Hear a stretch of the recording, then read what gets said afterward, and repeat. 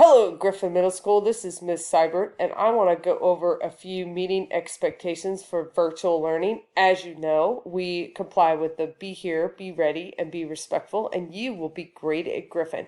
So what does that mean for you? That means that we want you to be on time when you are there for your live sessions. Wake up early and log in a few minutes before your class starts.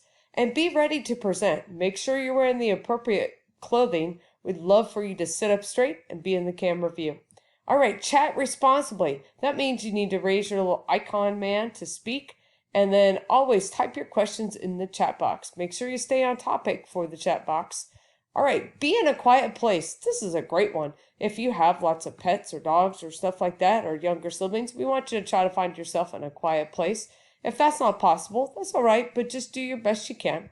Mute yourself when you come into the chat room. Make sure that you turn your volume and just be mindful of not speaking super loud or super soft so we can't hear you. So make sure that your voice is kind of like at a medium tone.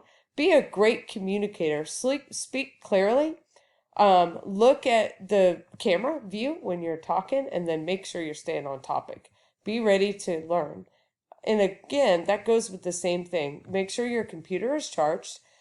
Turn your camera on and use your headphones. Participate. We definitely want you to raise your hand. We want you to be attentive in class and be an active participant. And always remember that the Cobb County School District Code of Conduct applies to the virtual learning session. So that is super important for you to remember. All right, here's another thing about the live sessions. We want to make sure that you practice your live sessions. Use the chat box to answer your questions that are relevant. Mute your microphone when you're not speaking, and make sure that your sound is on. Speak clearly in your microphone when asked to talk, and abide by the student code of conduct. We keep talking about this code of conduct, and we're going to get into that a little bit more. All right, so let's talk about this student code of conduct. This applies to all of our students in all of Cobb County. And you can go, this is a hyperlink. So if you clicked on this hyperlink right here, it would take you to the student code of conduct. And our goal is that you will read and go over the student code of conduct with your families. That's right, students. We want you to read and go over the student code of conduct with your parents. That makes sure that you are protected for the learning environment for all students, not just you, but for everybody. I'm going to highlight some of the important aspects of the code of conduct for the digital learning. However, we know you're a fabulous Wildcat student, and therefore you're going to be responsible for the entire code of conduct. All right, so let's talk about personal communication and electronic devices, because you know we're in the virtual platform. So we want to make sure that this code of conduct piece applies to your computer, but also if you were issued a laptop by Cobb County School District for educational purposes.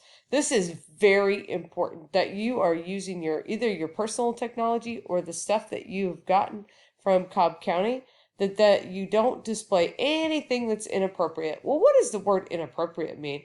That means that anything that is profane, vulgar, lewd, obscene, offensive, anything that would be if you wouldn't want to show it to your parents, or you wouldn't want to show it to a pastor or to an adult, then you definitely don't want to show it onto the internet. So that's something that's really important that we make sure that we keep out of the digital platform.